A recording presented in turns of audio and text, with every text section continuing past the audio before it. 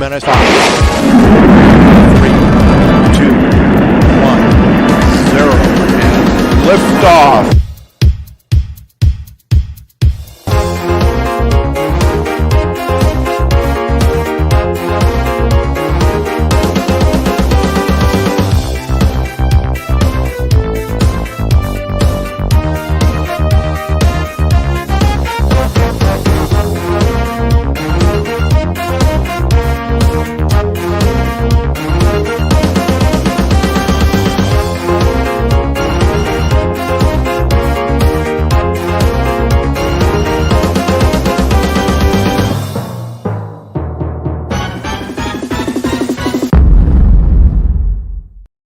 Here we are. We're here long last. Sorry, we're on the late side, but we saw a flying Cadillac.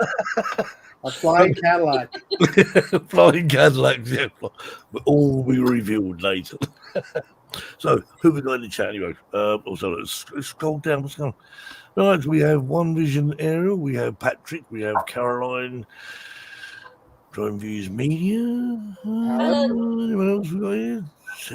Terry's here. So that, Terry was. SK Lifty. SK Lifty. Hey. I don't know who he is, but. No, let's look that one up. Steve Elder, Johnny Dronefly. Johnny, how you doing? Mr. Johnny? Chris Nice people. And Chris Wedgworth. Right. Hi, Chris. We have 17 in the room, so 17 likes. Hello to Raj. Don't forget to like. Like number 3. Done. I'll put a reminder on there. Are we ready? Ready? Well, see it somewhere. I've lost it. Yeah. So you can't forget. Okay, right, that's enough of that. Lauren's here. Right, so how is everyone? Everyone. Well, sorry. I've just spotted a problem. Spotted a problem. You spotted a problem? Yeah, with this man here. Yes. No. Look. Yeah. I will soon sort that out, Jackie.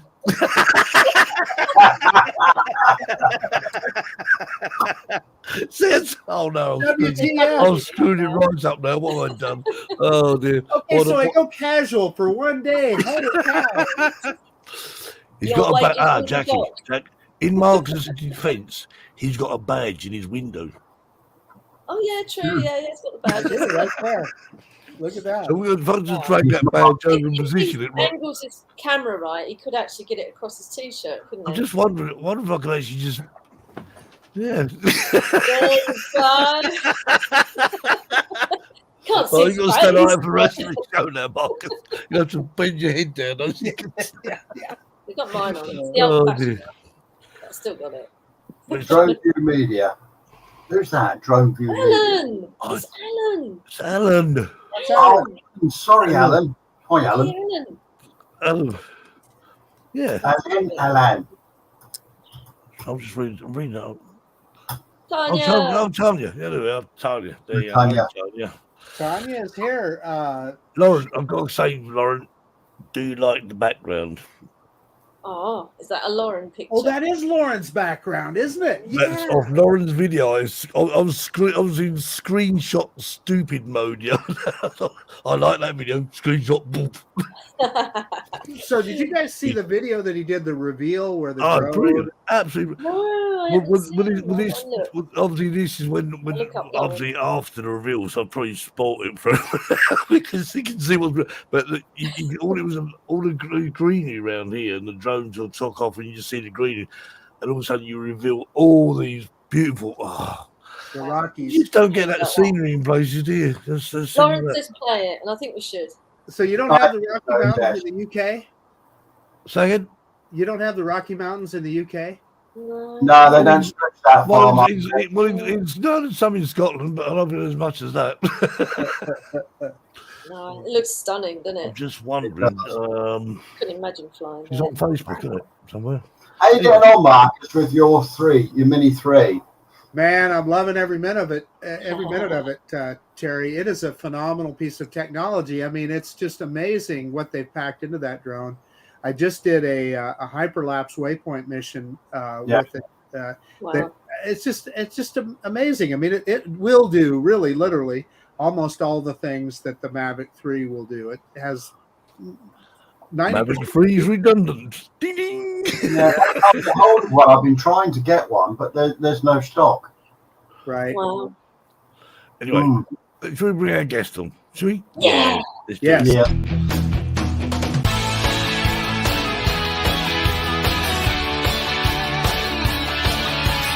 Let's welcome this week's Drone Seekers live show special guest.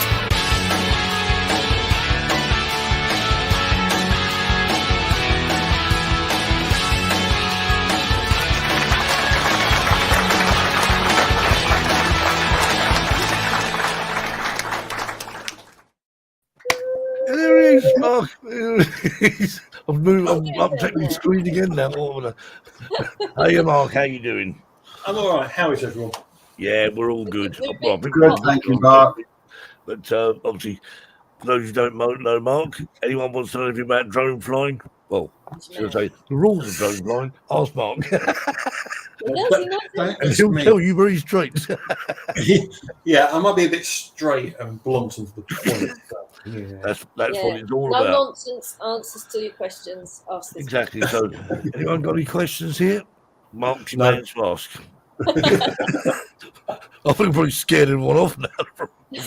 I'm not a fan of That's that. how it works. I have That got is- a question actually for Mark. Actually, I've got two Well, questions. Jackie's right? got a question for Mark. Okay, then, Obviously- Jackie, where you go? Mark knows I'm based in Spain and I got my drone registered in Spain and everything, did all my training, the Luxembourg and all that. Now, next month, I'm travelling to the UK via France. Do I have to do anything to be able to fly in France and in the UK? Only the UK. Mhm. Remember, you're still in the EU political system, so YASA, in Right. France. So Okay, whatever is in Spain is good Yeah. for France. perfect. However, they may have slightly subtle rules. I think France wants a fireproof operator ID level. yeah, So I've got that. Same as basically, Germany. you'll be fine then. It's only when you come to this neck of the woods, because we're Yeah. not in the EU political system. Yeah, We're still in Europe, by the way, Of everyone. course. We didn't move continents. We've not managed that yet. So when you come here, you'll have to pay your £10 operator ID. And then Yeah. depending what aircraft you bring with you, if you bring your Mini, I haven't just got a to Mini. get- I've got a Mavic Pro Platinum. so you will have to do your flyer ID. Yeah. And then you can fly in the A3 open category, which basically means you can fly in the countryside, etc., or far away from people. How about with the Mini then, Mark? The So- 10 registration. Yeah, so £10 registration, flyer ID is free, and then if you want to be able to fly in recreational areas, £9 actually, Mark. I would suggest Yeah, you join FPV UK. right. It costs £20, it's your insurance, but it means you can then access Article 16, which will give you 30 metres separation from uninvolved people while you're flying, but it means that anywhere where there's a beach or a park and there's no bylaw to stop you, you can go and fly there. Right, okay. Probably won't need that, but so the £10 registration, where do I do that? CAA website. CAA. CAA website. Mark, Yeah. Mark, See, I know these things, everything. The CAA website. It's a Google away. Google away for you. And do the flyer ID as well. You must do the flyer ID as well. So you'll have I'll both. write that down so I don't So forget. what about then? Jackie, the flyer ID thing, the CAA thing is the questions probably similar to the Luxembourg thing. Right, So- okay. I think, is it simpler than that, though, Mark? Isn't it? Hopefully. It's so simple. It's ridiculous. Yeah, and you can't fail. You just keep doing it until you get a certain, until you pass. Yeah. Kind of like the trust test for the FAA. You Yeah. can't lose. Yeah. Google the answers. You'll be fine.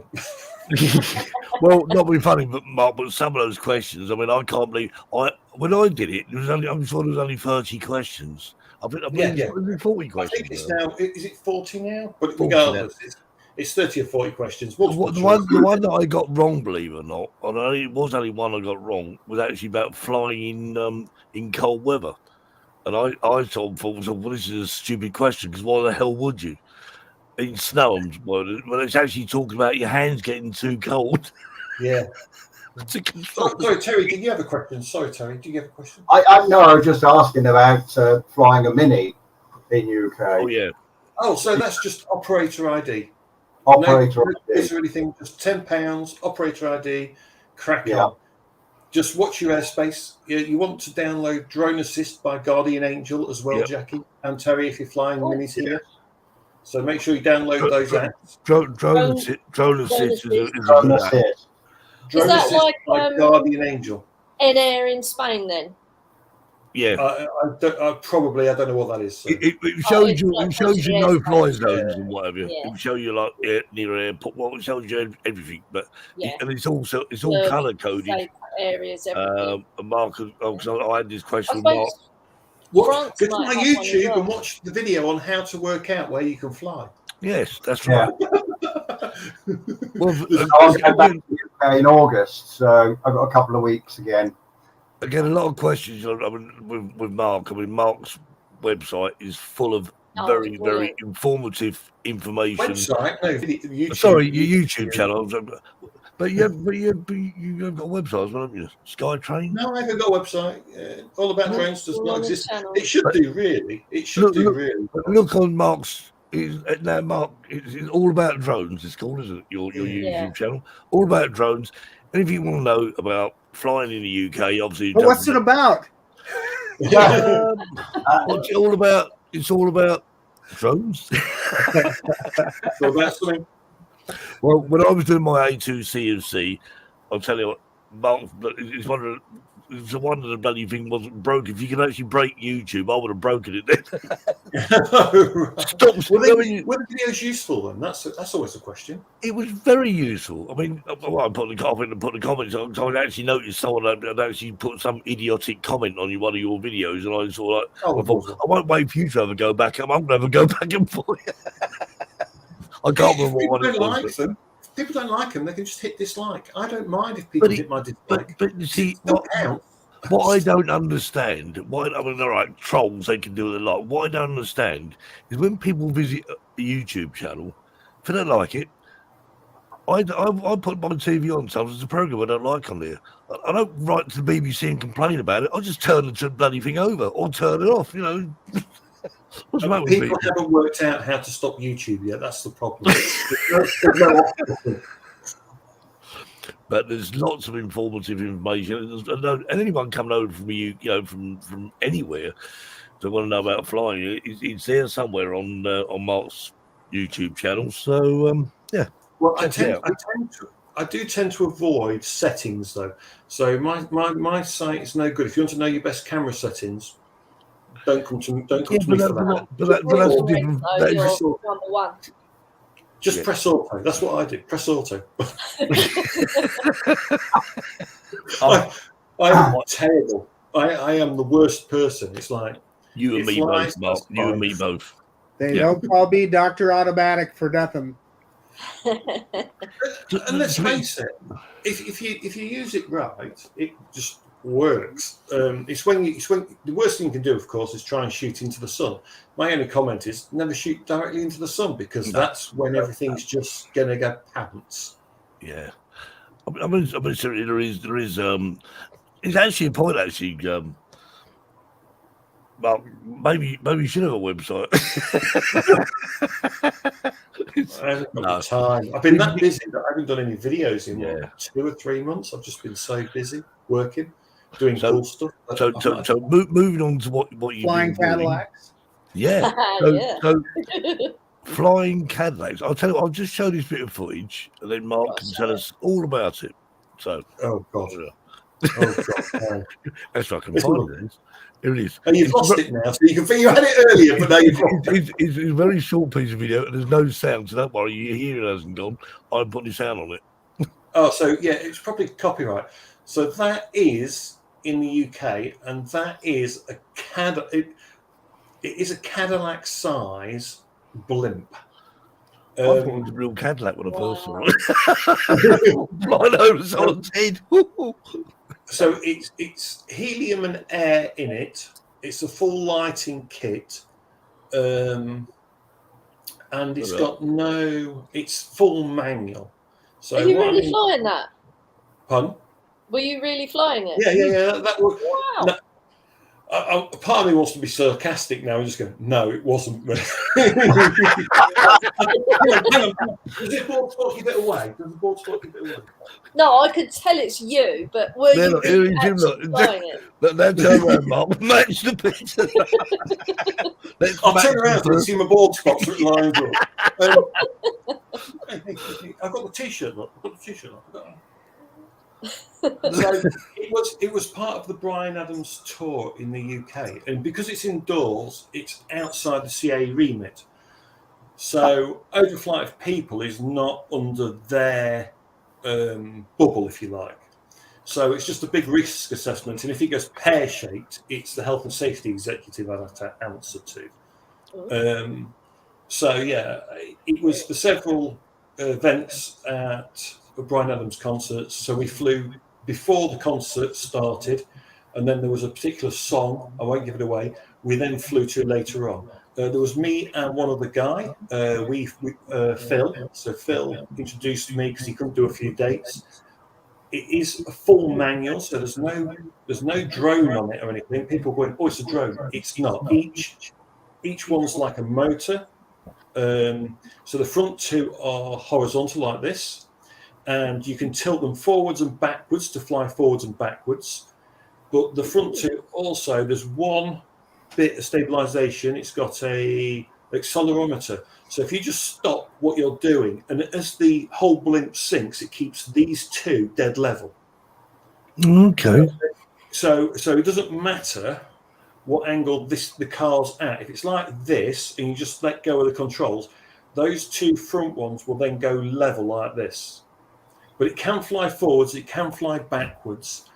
The back has no motors that keep it level. So occasionally you'll see it doing this because it's slightly wrong. It does like this as it flies along. Yeah.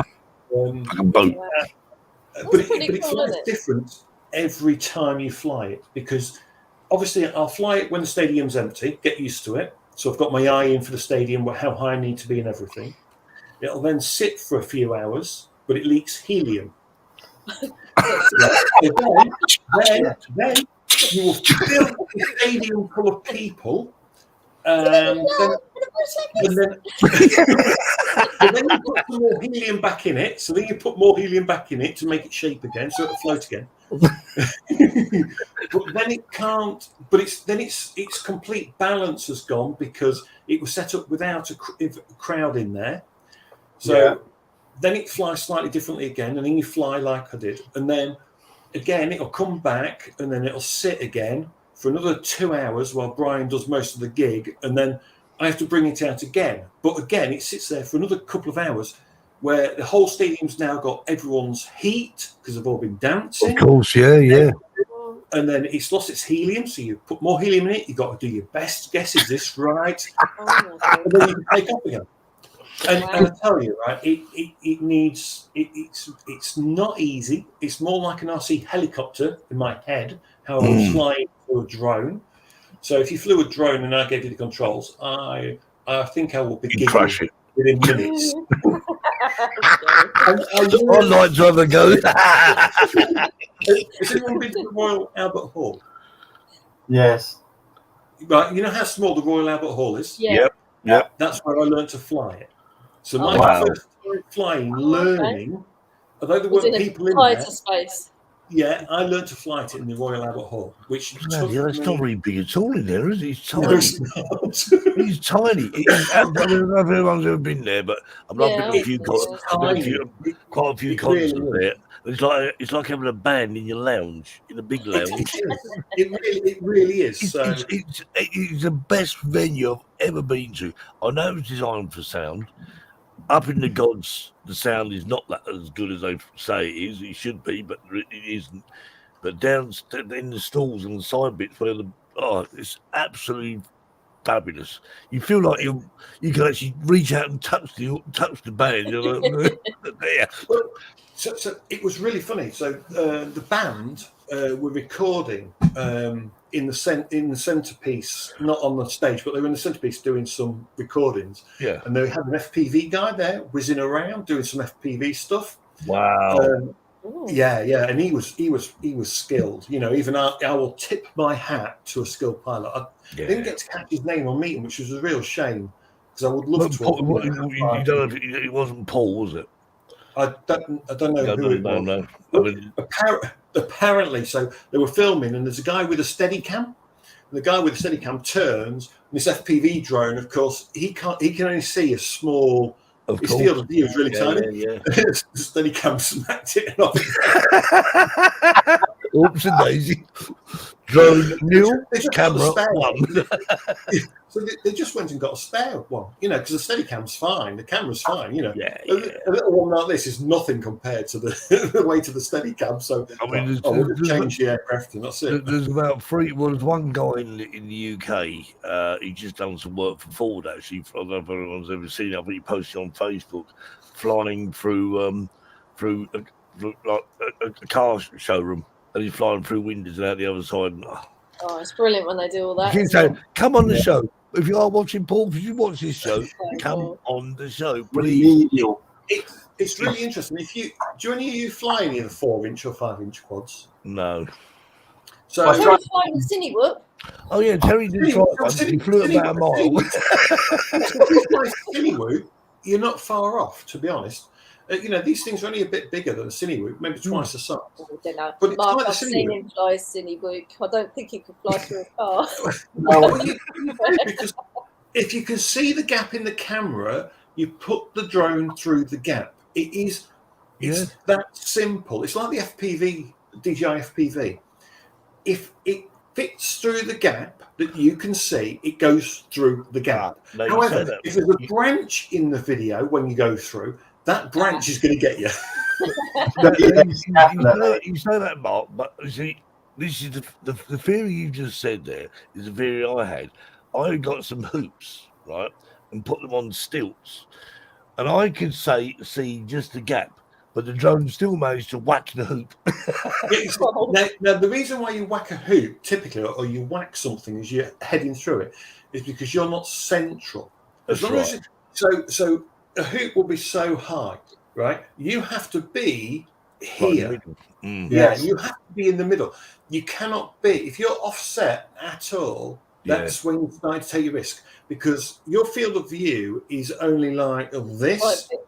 Yeah, so you have to kind of line yourself up, and you commit to the basic suicide run of you going through regardless. and the worst bit is knowing when you've gone under something. So if you go under a bridge, for example, and come out the other side, it's when you what point have you come out? That's what makes me nervous, and I haven't gone through a bridge since I've. No, we did a really good ride the other day, didn't we, Jackie? And the aqueducts and viaducts there, flying underneath them, you had to stop to see what there was coming behind you, and then going into the tunnels. It was just phenomenal. Yeah. I do use the crosshairs on the FPV. Yeah. And I found it works very well. To your point, Mark, with regard to a little branch or something, on motorcycles, we call that target fixation, right? Yes. Yeah. You're not into it. See something and you just don't. Yeah, you can't do that. Yeah. So you get tunnel vision on it, don't you? You get locked in. It's like, you got to be so careful. I mean, the FPV racing guys are just astounding. They if I was 20 years, 30 years younger, I'd give it a shot. But I think now, while I can fly FPV, I'm no racer. That's not me. Caroline said she sang at the Royal Oval. There you go. See, I wasn't. Sorry, I missed that. I wasn't there for that. Caroline said that. So she's actually sang at the Royal Oval. Yeah, I saw Caroline. I missed that. I wasn't there. Went through Needles Eye. I went through Needles Eye multiple times on Wednesday evening. Needles Eye. Yeah. That's some cliffs, isn't it? Is that the? That's down on the Isle of Wight, isn't it? off the Needles. Yeah. Oh, he's the Needles, isn't he? Yeah.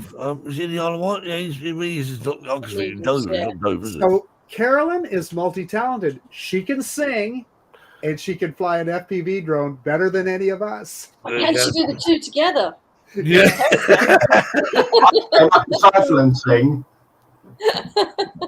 So we've got a challenge for you, Carolyn. You go to the Royal Hall on the stage. Oh no, it's a thing near Sheffield. Well, that's what I was saying about that. You said about Steel City drones. I think his name's Paul. Caroline might correct me. I'm sure his name's Paul. Paul. Morton, maybe. I don't know, but perhaps Caroline knows him because she does FPV flying. So and I believe he's from around the Sheffield area. I think because he was one flying around all the mills and whatever the other week. The video we showed, yeah. See, that takes a skill, and it is, and yeah. And the other thing, the thing that we were talking about with the guy I work with. He flies fixed wing, like the Delta wing and whatever, the D wing, and he flies one of them now. I said to him, "Why don't we have a go at flying?" He flies that, and I try and chase him with my FPV drone. You will keep up to a degree. What does your FPV drone? Well, you see, the thing is, Mark, the only problem I've got, I still don't fly in. It'll only do about 60 miles an hour.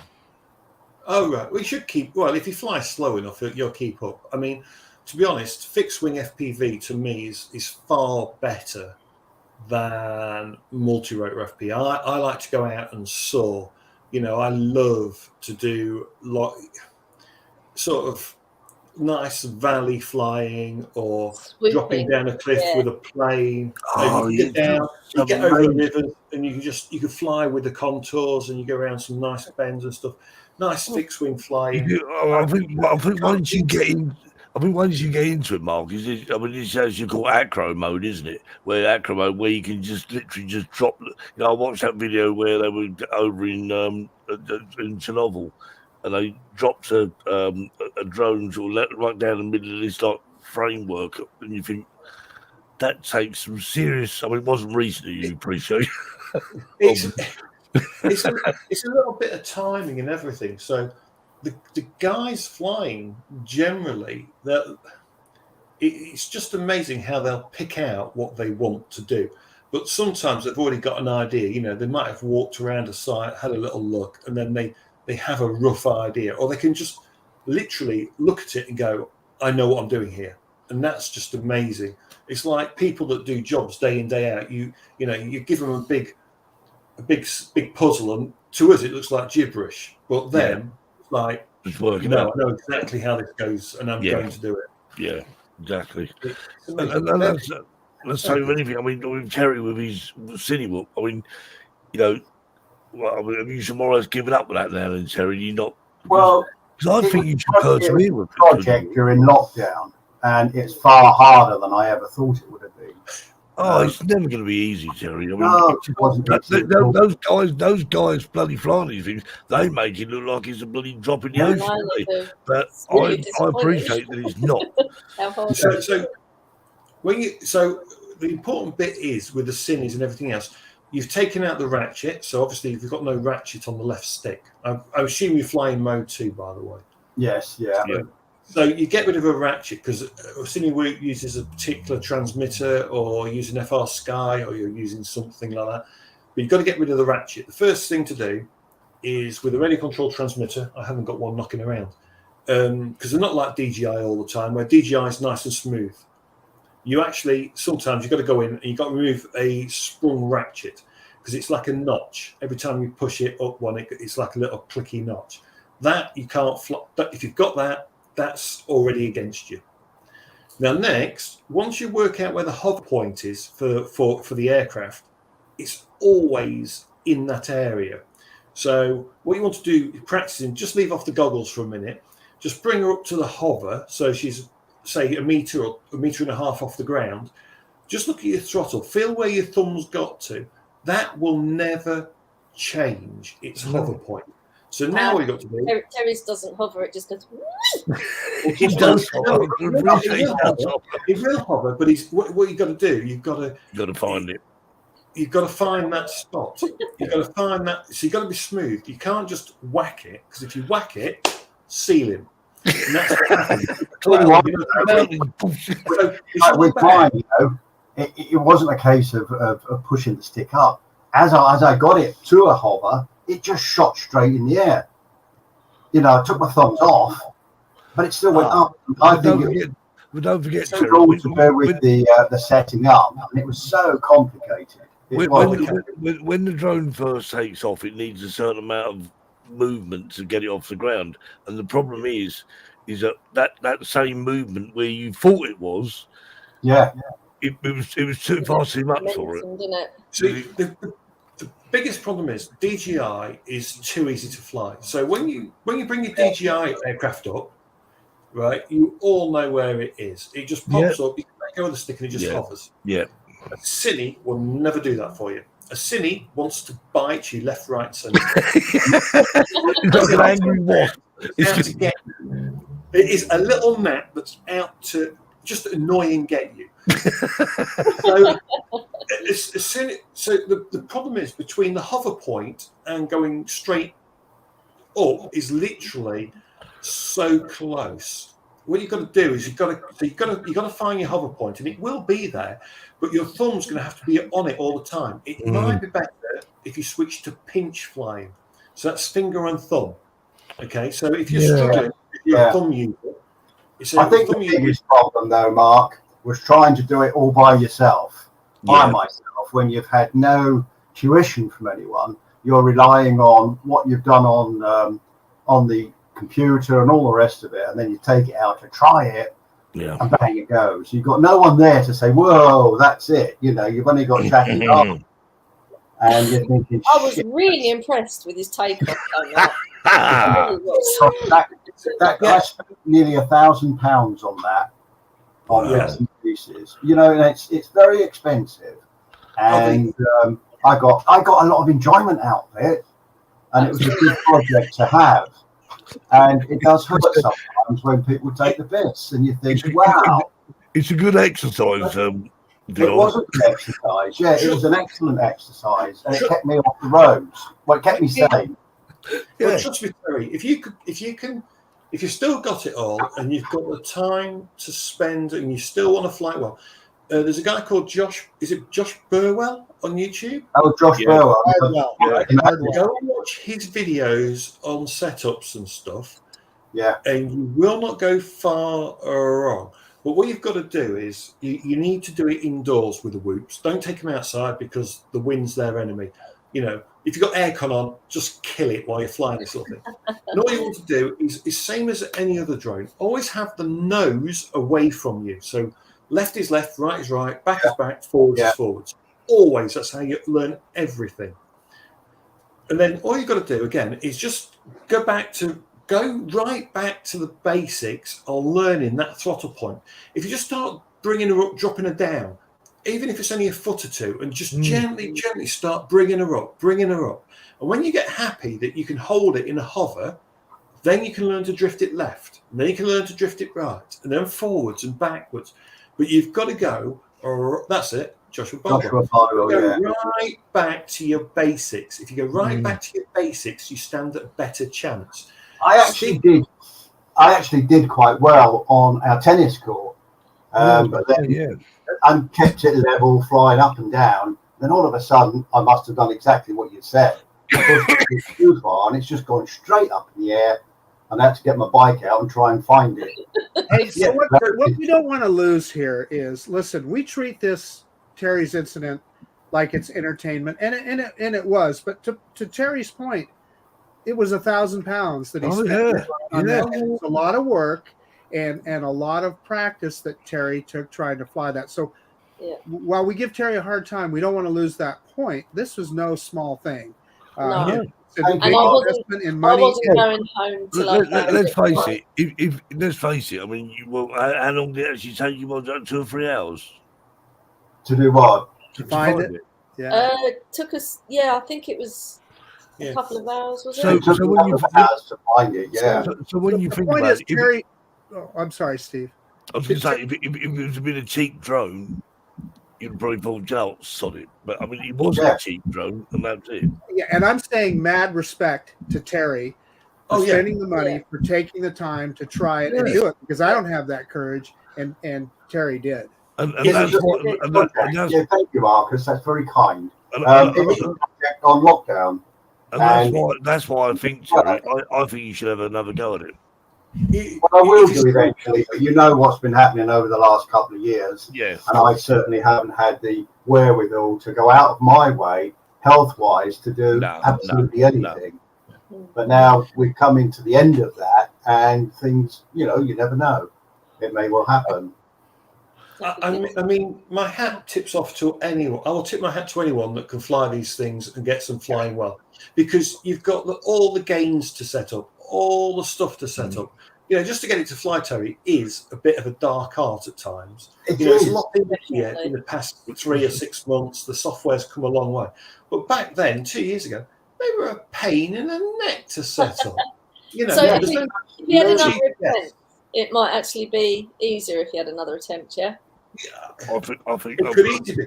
I mean, it's got no GPS or anything else, and people, will go, The worst thing is, I mean, I used to fly model helicopters where you would happily, I could go out for a day. Now, if I came home with my helicopter in one piece after a day's flight, I was happy.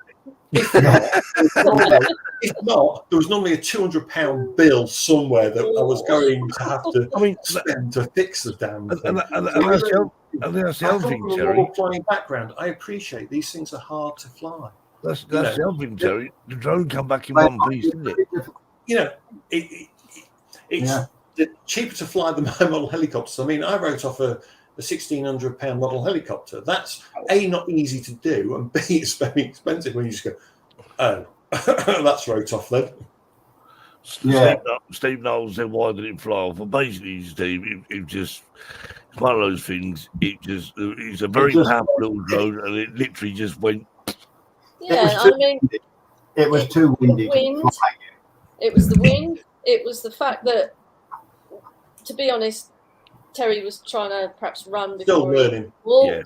Yeah. It was learning. Too ambitious, whatever. But Everything has a learning curve, and the thing is, if you don't do that, so if you never do it, you never do it, do you? Jackie heard the beep. Jackie heard the beep. She heard the beep. Yeah, I got that right, Jackie. Yeah, I got the beep going. But it was 3/4 of it was actually learning the theory of it and learning how to set the thing up. Yeah. And you've got to go into an onboard computer and do this, that, and the other. It's just not the same as DJI. Now, I've just given my grandson flights with my Mini 3 and Mini 2, and he flew it like an expert. Brilliant. And he's 12 years old, and he's going to have my one when I get my new one, and we're going to have some great fun together. And that gave him confidence. That really gave him confidence on being able to run it up and down and go through goalposts. And then when I flew, he said, "Oh, Granddad, you're showing off." So, kids are so annoying because they pick it up so quickly. You just want to kick the back of their legs or something, don't you? Just want to give them a nudge. in front of him and tried to, oh no, you. They do, and to be honest with you, if you want these kids to fly FPV, because they play games, their little fingers are very nimble on the controls. I mean, our brains are slow and their fingers slow. Yeah. Oh, and as you get older, you slow down. One of the problems he will outfly me. Yeah. Definitely. So one thing you do notice is the gamer generation. So you can tell the gamer generation when they're flying because they're generally just a little bit too harsh on the sticks. Also, they don't like the flight mode. So because the sticks aren't the same as a video game, if you like. No. So they'll change the flight mode sometimes of the sticks. But those are the two things that you can normally spot with a gamer that flies. And they're normally a bit too harsh on the sticks, or they've changed the flight mode. Yeah. That's normal. we're gonna. I've got a couple of videos I want to show, so we're going to show one now. And this one, I thought, I watched this. I really like this video, so I thought, right, okay, I'm going to show it then. There we are. So you know what it is, but I do. There we are. Oh wow, nice bike, Steve. That's really cool. It's what they call them. Minimalistic? No, it's what they call it. Unicycle. Unicycle. That's it. Yeah. Yeah.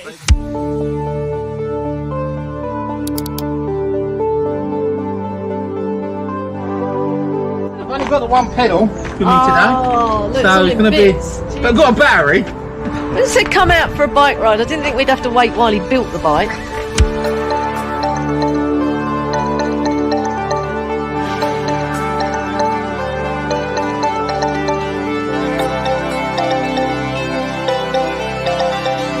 We got our bikes, we got our drones. We'll see what happens.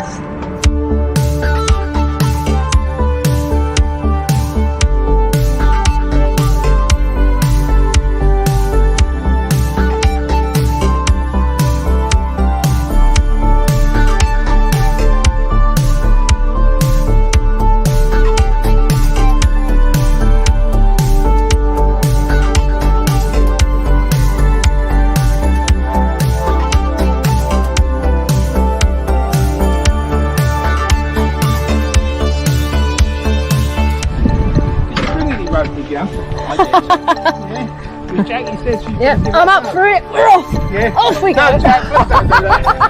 Don't do that. I told you she's a bit daring. She'll get over it. I know she would.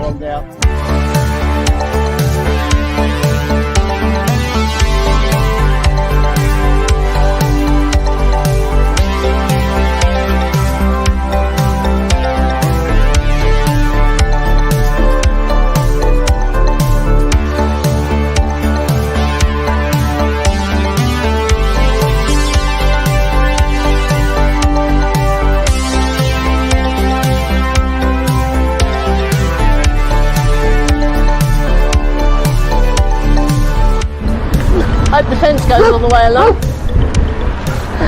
So, yeah, exactly. Yeah. There's no harm in that fence. We come in peace. We come in peace.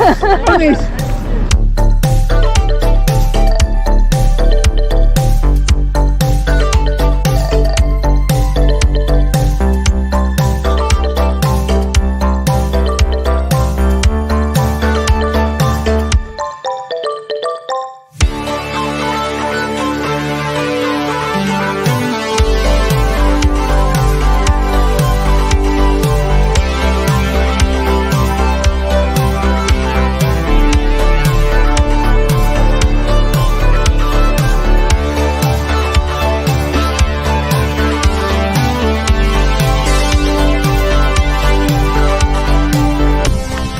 Bit. Yeah. Ants. Ants everywhere. Oh, oh, oh, oh. Little fucking bit me.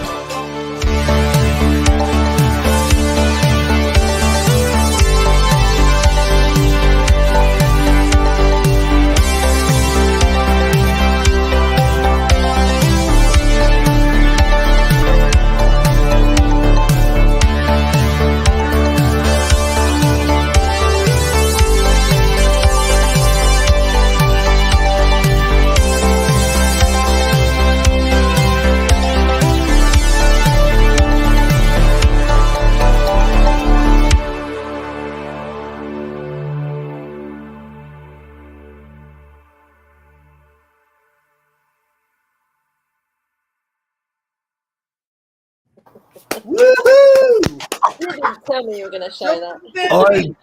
To be honest with you, Jackie, I know we always say this, we say this time and time again in your videos. I don't know what skill set you have to actually make, because if you look at the content of it, it's nothing special, is it? It's just you riding on a bike. But it's you, but you, no, Mark, it isn't. It's someone riding around on a bike and flying drones. However, to make that subject so interesting, only Jackie knows, because I don't know anyone else can do it. So well done, Jackie. Well done. It's a good day out, isn't it, Terry?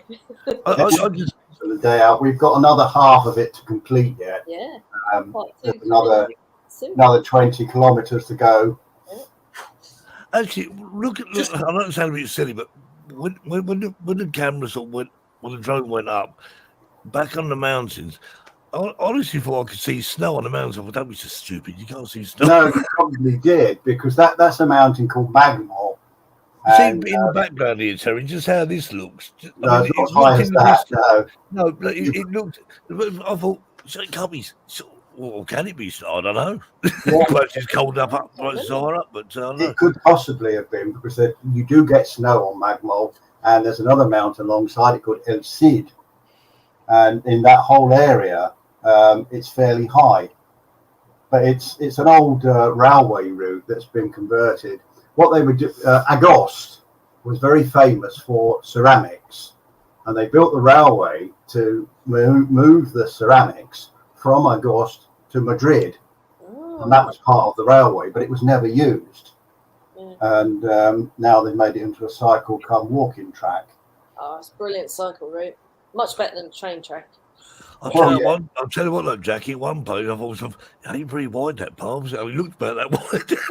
It's a train track, yeah. Oh, that's going across the viaduct, and that is high. It's good. I just, and again, we've said it time and time again about lengths of videos like that. It's not enough to watch all of it. You have to watch all of it. I mean, we saw if it was an extra 2 minutes long, people would watch it. But you make it any longer, and it's like I tend to keep it to 3 or 4 minutes. Can I just say, if that was me doing that, I'd have just got an electric push bike or electric scooter and done it. I would say. But we were all on electric bikes. Was yours electric? Oh, you were on electric bikes. Oh, okay. I'll tell you one of the reasons for that, Mark. The first 15, 20 kilometres is uphill. You're climbing all the time from ground level. And Does it really make it that much easier? Then? Is it really that much easier to pedal electric bike than it is, but you've only got power whilst you're pedalling.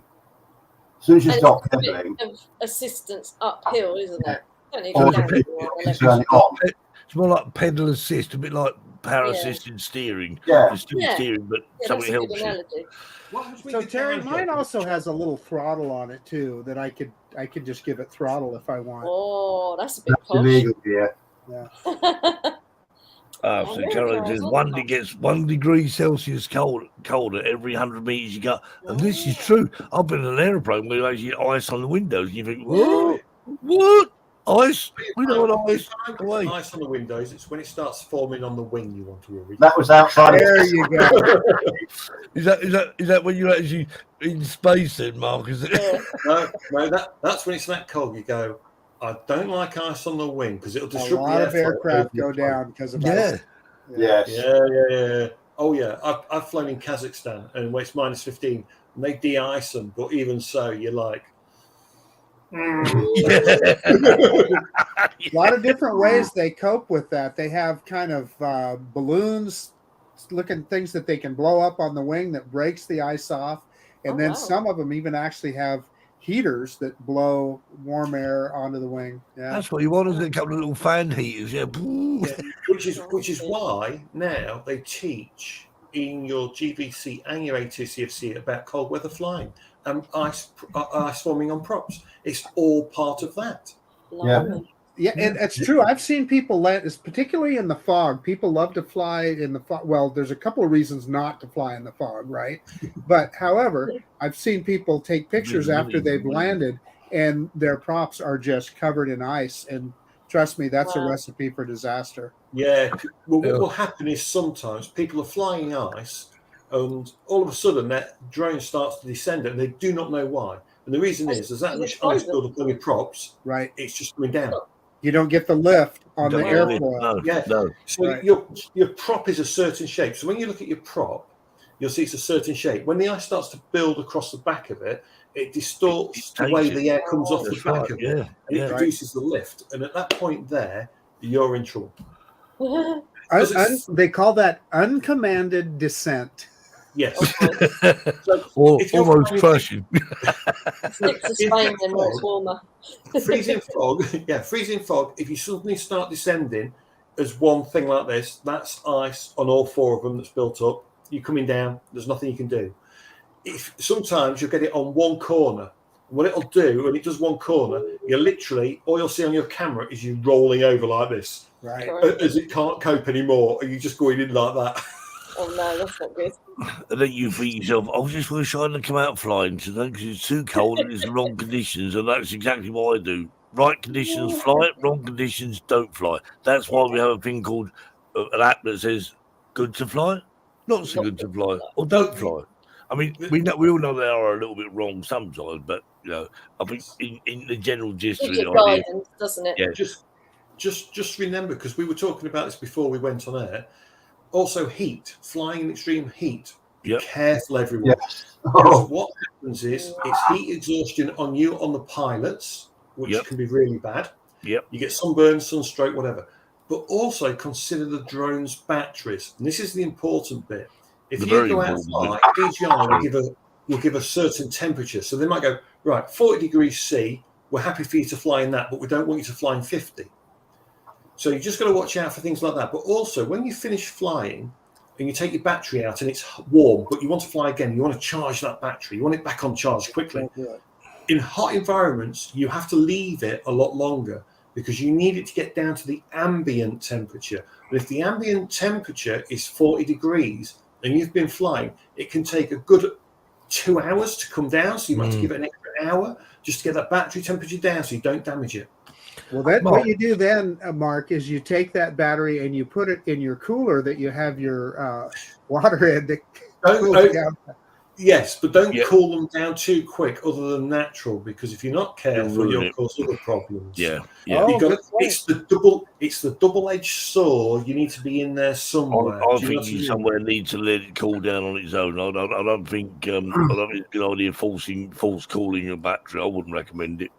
The chemicals inside the battery are not going to like it at all. So in the winter, for example, or when it's cooler, my batteries, I will heat them up in the car footwell. So as I'm driving to a job, my batteries are in my passenger footwell typically, and the heater will be on my feet, but it's also on them, so it gets them warm. It's at about 20 degrees. Yeah. So you just keep everything nice and toasty. Or sometimes I'll even put them so you've arrived on site, it's still cold outside, but it's sunny and the car gets warm regardless, doesn't it? Because it's in closed space. I put the batteries across the top of the dashboard just to keep them warm. Oh wow! When they used to have there's a certain type of bomb they used during the war where the bomb would actually land. It would actually land. It wouldn't go off, and it had like some sort of mechanism, a battery mechanism in there. Yeah, they used to pour liquid. Was it liquid? No, was it not hydrogen? What was it? Liquid. Something on there to actually cool the battery down to almost freeze the battery that it would kill the battery. You get a battery, put it in the fridge, you'll kill it. Yeah. And, I think talking about bomb disposal, aren't you? Yeah. That's what he did. I can't remember what it was. I mean, you might know more about it, Terry, but I watched some footage on it once, and it just amazed me that she poured it in there. They kept cooling the battery until the battery was so cold it ceased to function. So the mechanism that was supposed to be battery operated was still battery operated, but the battery was dead as a door now. So, Mark, I'd love to hear your comment on this. When I took the FAA Part 107 test, they spent a lot of time teaching us how to read METARs and TAFs, etc., so that we could understand the weather. However, when I'm flying a drone, I go out. If it's raining, I don't fly. Exactly. If it's foggy, I don't fly. If it's too windy, I don't fly. I wonder why they put so much emphasis on that kind of understanding the weather. So you know the difference between flying and not flying. So here's the crazy stuff. In the UK, there are some what they call recognised assessment entities that will also teach you about TAFs and METARs. What a waste of time, because how far do you fly typically? Let's be honest, we're going to fly 500 meters maximum, and that's about it. It's in visual line of sight, right? So now, and we used to teach this in our class, knowing the TAF report from an airport that's 5 kilometers away, is it relevant at all to where you're stood? No. Exactly, it's not. So why teach people to understand TAFs? Now, if you were flying from an airport to an airport, you need to know that.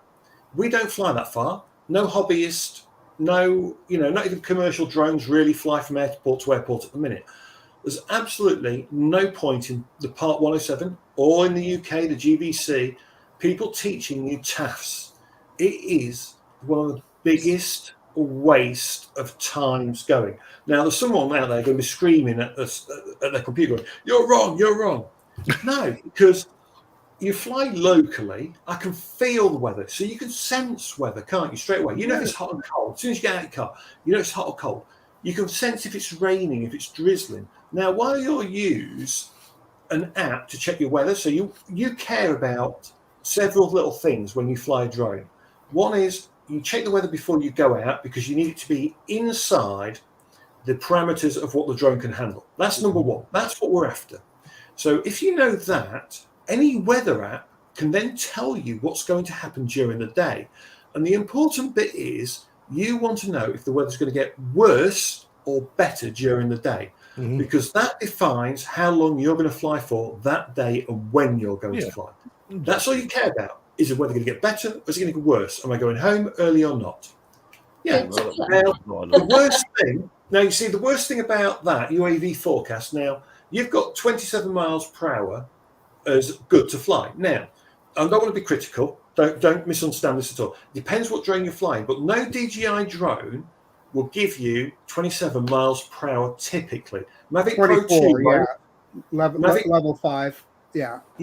Mavic Pro 2, DJI stated about 10 meters a second or whatever it is, 10 ms, right? Most of them are all rated to 10 meters a second. Now people are going, oh, but I flew in 30-mile-an-hour winds. Well, that's not what it's rated to. It's rated by the manufacturer to a certain wind speed. If you was to fly outside of that and you was to crash and hit someone, you are reckless and endangering people. That's reckless endangerment 101. Because you've gone against what the manufacturers say. I mean, a drone, I'm sure a drone is more than capable because let's say they build a bit of plus and There's a bit of safety buffer in there. There's a bit of a safety buffer in there. But we should stick to what DJI say, for example, or TEL or whoever. Whatever you're flying, you set the app up to what that should be. Now, go on. Well, Mark, I just wanted to make one comment on some of those manufacturers' recommendations, and you mentioned Autel. They're saying level 5 wind resistance. I'm telling you, it's not. I get that. Yeah. I get that. But the problem is as well, they can be wrong. So you've got to use a bit of common. I would like to say a bit of common sense thrown in. However, we know that common sense doesn't exist. Yeah. So I don't know how covering a. It doesn't. 5G is not on the same frequency. Different frequency, yeah. Different frequencies, nothing to do with that tower. That's nothing. The only thing that will affect, and this is what people do not understand about cell towers, is the microwave links. So if they've put a new microwave link on a 5G cell net, that is what's causing you a problem, not the 5G network. They are too far apart. And a lot of people don't understand that. So I think what you're saying, Mark, is the fact. I mean, I know I heard this story. Like I was out flying, and someone said to me, the thing is, if you go too near a transmitter, regardless of the frequency, it can cause some interference. No, it's actually is limited. You can fly in front of a 900 megahertz antenna, and your drone will not bat an eyelid. I have proven that so many times. There's a cell phone tower that I fly around all the time next to my house. One of these days, I'm going to land a drone on top of that tower. People give me such a hard time over it. Yeah, I mean, people just don't understand. People go, "Oh, I'm suddenly getting signal issues or range issues." It's 5G. Exactly. 5G is not in any of the frequency bands, but we fly on 2.4 and 5.8. Okay.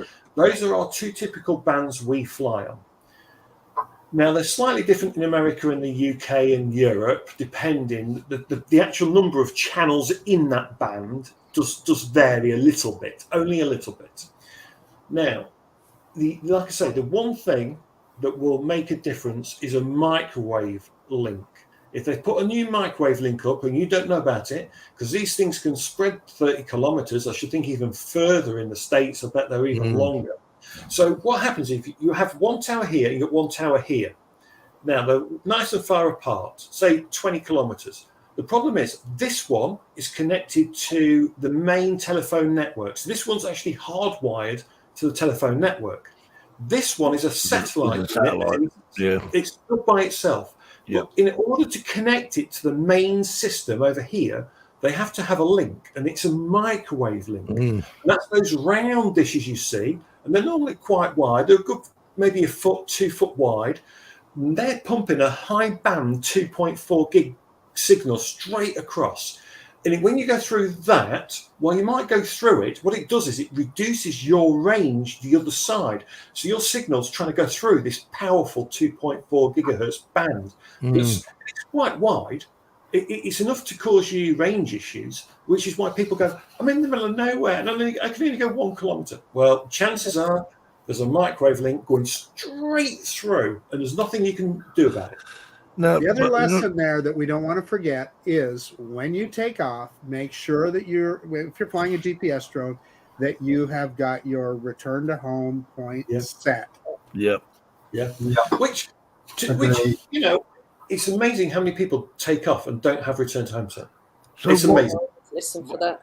So it's actually 5.8 gigahertz. No, it's not most of the 5G network. It's not, is it? No, it's completely different. 5G stands for fifth generation. Yeah. Yes. Well, because we've had 3G, we've had 4G, we've got 5G. Yes. So third generation. I've got a question for Terry. Yes. Have you got a joke? Oh yeah. Oh yeah. No, not tonight. I'm going to shoot off in a tick, so I'm going to leave it till next week. Okay. We've had a really interesting discussion tonight, and I thoroughly enjoyed it. It's been really good. Indeed. So, if you don't mind, I'll wait till next week. The time has actually flown past. It literally has. So, yeah. So, Mark, thanks ever so much for coming on. We'd have to come back again, Mark, because there's still so many things I want to talk about. But no, it's been fabulous. What a great show. So from all of us for this week, thank you very much for watching. And Mark, thank you very much for coming on. We'll see you again soon. And on that note, see you next week. Take care all. Bye.